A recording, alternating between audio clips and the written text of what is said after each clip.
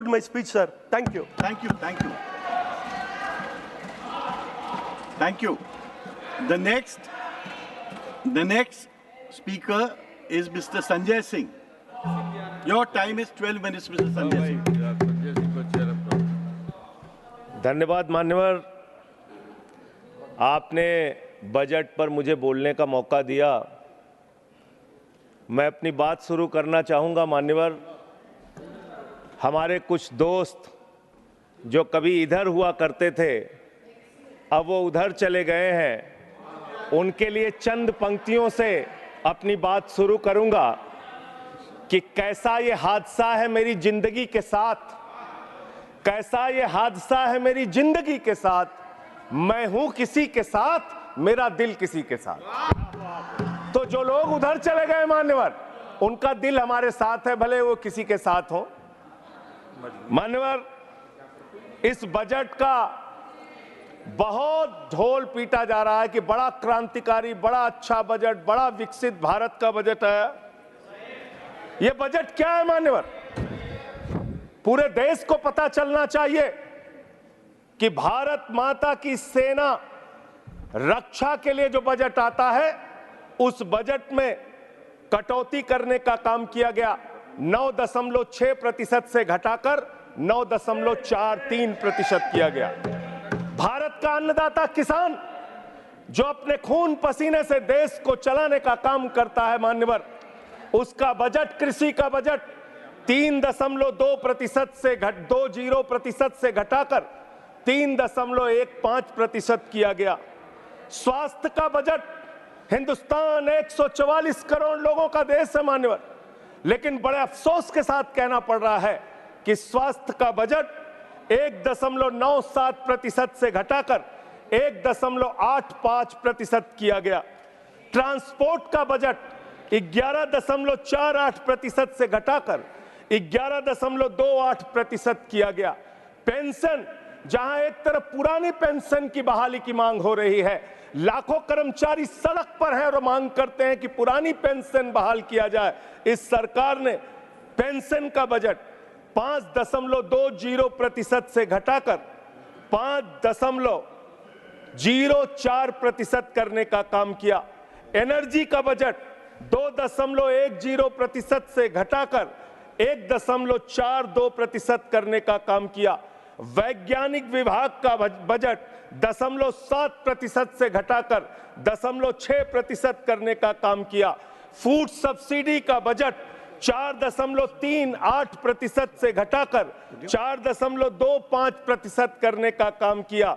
North east के विकास का budget, Manipur की तो चर्चा आपने नहीं की, लेकिन नॉर्थ ईस्ट के विकास का बजट आपने 0.13% से घटाकर 0.12% करने का काम किया। सामाजिक कल्याण, जिसमें आपका बिल्कुल यकीन नहीं है, उसका भी बजट आपने घटाया।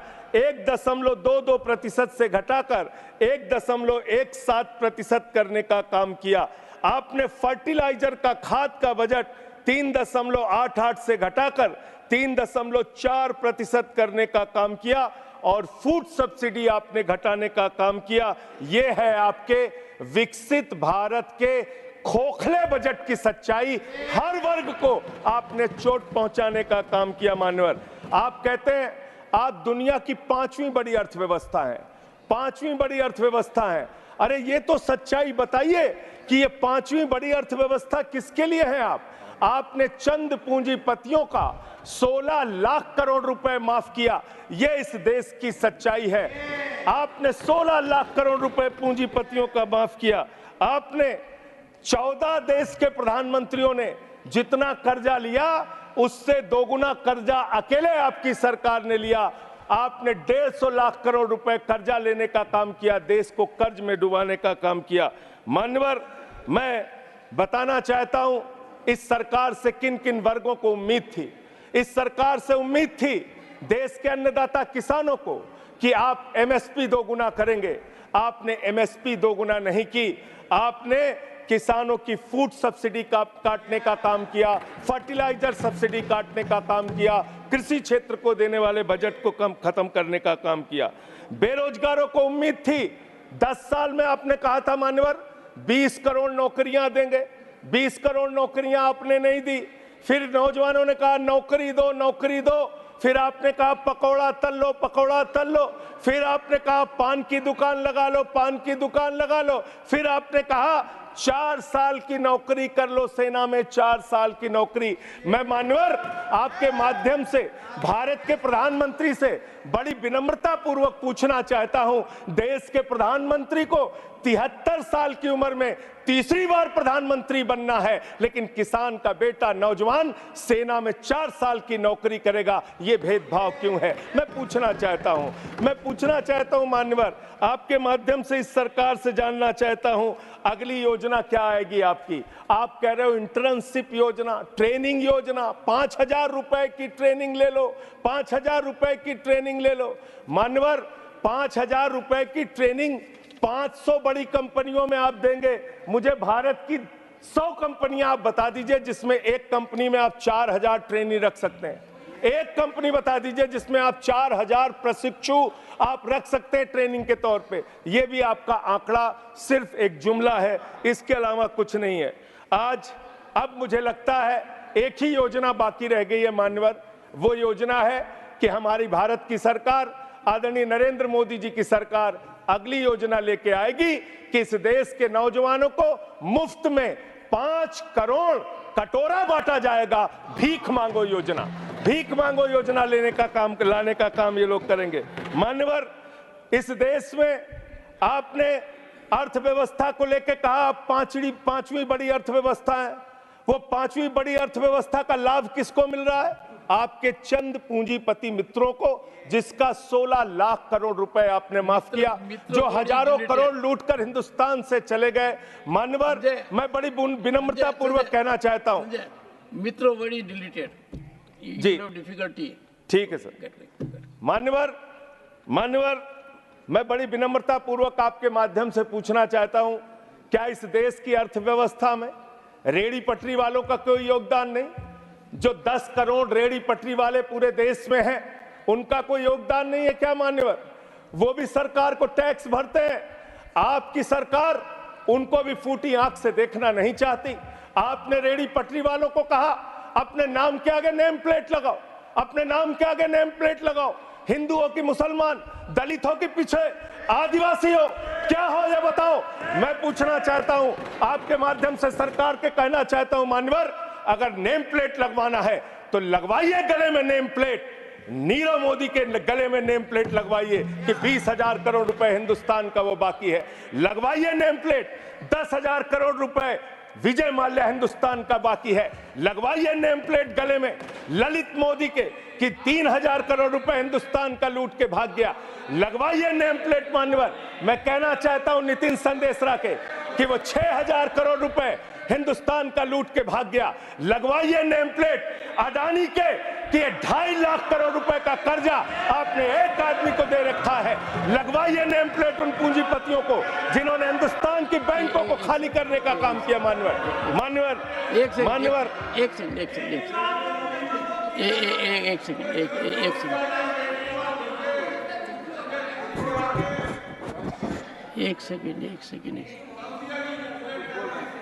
Second honorable member, and you are a senior person, Sanjay ji, you are a senior person। धारा प्रवाह में आप काफी कुछ कह गए फिगर्स के बारे में, बाकी तो you can make your point, no difficulty about it। One second, so the figures which you have given, you will have tough time in proving them, because these have been taken in stride. So all that will be deleted, and we will, unless you have real, factually firmed up material, use a name. Make your point. ठीक है sir, ठीक है sir, thank you sir, make your point. Thank you sir. मानवर मैं तो ये कहना चाह रहा था आपके माध्यम से कि इस तरह के काम देश के अंदर नहीं होने चाहिए। भारत एक धर्मनिरपेक्ष राष्ट्र है और हम जानते हैं अपनी सामाजिक व्यवस्था में, मैं जानता हूं इनके मन में दर्द होगा मान्यवर, अभी चुनाव हारे हैं ये उत्तर प्रदेश में, तो वहां पर अगर कोई बोर्ड लगाएगा जाटव ढाबा, एक सेकंड, जाटव ढाबा कोई लगाएगा, कोई अपने ढाबे के आगे अगर वाल्मीकि ढाबा लिखेगा तो आप लोग उसके यहाँ खाने नहीं जाओगे। मैं जानता हूं आपकी मानसिकता। आप वो लोग हैं जिन्होंने भारत के तत्कालीन राष्ट्रपति श्री रामनाथ कोविंद जी को प्रभु श्री राम के मंदिर के शिलान्यास में नहीं बुलाया। आप वो लोग हैं जिन्होंने मौजूदा राष्ट्रपति श्रीमती द्रौपदी मुर्मू जी को राम मंदिर के उद्घाटन में नहीं बुलाया। आप दलितों से, पिछड़ों से, आदिवासियों से, अल्पसंख्यकों से, मुसलमानों से नफरत करने का काम करते हैं। यह आपकी सच्चाई है। इसलिए नेम प्लेट मत लगवाइए। नेम प्लेट लगवाना है तो जिन्होंने देश की बैंकों को लूटा है उनका नेम प्लेट लगवाइए। और मान्यवर, मैं आपसे, आपके माध्यम से इस सरकार से कहना चाहता हूं, इनका बजट पड़ रहा था मान्यवर, जेलों को भी इन्होंने कम बजट दिया। अरे जेल का बजट तो बढ़ा दीजिए, 300 करोड़ रुपए जेल का बजट बढ़ा दीजिए। अरे अभी हमको जेल में भेजा है, कल तुमको जेल में आना है, तुम सबको जेल में आना है। जेल का बजट बढ़ा दो, जेलों को ठीक कर दो, अगला नंबर तुम्हारा है, तुम्हें जेल में आना है। कम से कम जेलों को तो ठीक कर दो, अगला नंबर तुम्हारा। मैं जेल के बजट पे बोल रहा हूँ मानवर, मैं जेल के बजट पे 1 सेकंड 300 करोड़ दिया, इनको जेल में आना है। 1 सेकंड सदन के नेताजी से मैं अनुरोध करूंगा कि ये बहुत मार्मिक अपील है जेल का बजट बढ़ाने के लिए, और इस पर आप गौर फरमाइए। धन्यवाद सर, धन्यवाद सर। ठीक है ना, धन्यवाद सर। एक पृष्ठभूमि भी है मान्यवर, इसका ध्यान रखा जाएगा। में इन्होंने न्यायपालिकाओं के लिए जो बजट रखा वो नाकाफी है। 5 करोड़ केसेस पेंडिंग है इस देश के अंदर, और 6 लाख लोगों को पूरे देश में जेलों में रखा गया है, जिसमें करीब 76% अंडर ट्रायल है। इसका मतलब आपका मकसद न्याय दिलाना नहीं है, आपका मकसद किसी मामले की सच्चाई तक पहुंचना नहीं है, आपका मकसद है पकड़ पकड़ के एक एक व्यक्ति को जेल में डालना। आपने दिल्ली के मुख्यमंत्री को, जिनकी शुगर 36 बार 50 से नीचे जा चुकी है, आपने दिल्ली के मुख्यमंत्री को पकड़ के जेल में डाल दिया। नहीं मानवर, अब इनको बार बार मौका मत दीजिए, मुझे अपनी बात पूरी करने दीजिए। I am not yielding sir, I am not. आपने 2 बार कहा, हैबिट बना लिया इन्होंने सर। दिल्ली के मुख्यमंत्री को सर इन्होंने पकड़ के जेल में डाल के रखा, दिल्ली के शिक्षा मंत्री को इन्होंने 2 साल से जेल में रखा, दिल्ली के स्वास्थ्य मंत्री को इन्होंने 2 साल से जेल में रखा। आप एक एक विपक्ष के नेता को पकड़ पकड़ के जेल में डालते हैं। हेमंत सोरेन को मुख्यमंत्री को जेल में आपने रखा, संजय रावत को जेल में रखा, अनिल देशमुख को जेल में रखा, सबको पकड़ पकड़ के आप जेल में रखते हैं। बंगाल के 3 मंत्रियों को आपने पकड़ के जेल में रखा। आपका मकसद ट्रायल कराना नहीं, न्याय दिलाना नहीं, आपका मकसद हम लोगों को पकड़ के जेल में रखना है।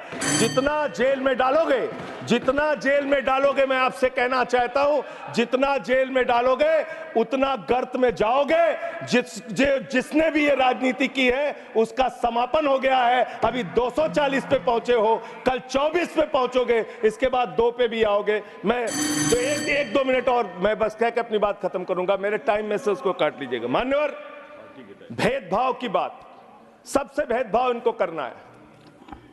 मुसलमानों से भेदभाव, सिखों से भेदभाव, ईसाइयों से भेदभाव, दलितों से भेदभाव, पिछड़ों से भेदभाव, और अब राज्यों से भेदभाव, राज्यों से भी भेदभाव, महिलाओं से भेदभाव, राज्यों से भेदभाव। क्या भेदभाव किया सर इन्होंने?